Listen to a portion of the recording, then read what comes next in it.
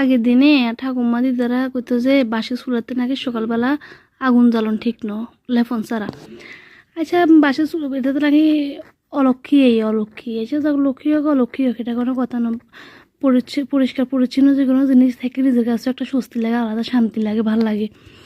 অঙ্গা হিলে বলে আইয়া চুলা টুলা লেফি চালি টালি উড়ি ভাণ্ড বাসন রসি করে যাবতীয় যত কাম আছে রাইতা ব্যাগ করে থুই। আঙ্গু সমাজের কিছু মানুষ আছে মানে বোরা এনে চললেও দোষ এনে চললেও দোষ। বোরা যদি এখানে নকরে ও মা আনছে ওই করে খাওয়ানো লাগে, কোনো কাম কাজ কিচ্ছু করে না। সকালে উড়ি নাস্তা বানাতে 11টা, বেন্না কাম করতে 13টা।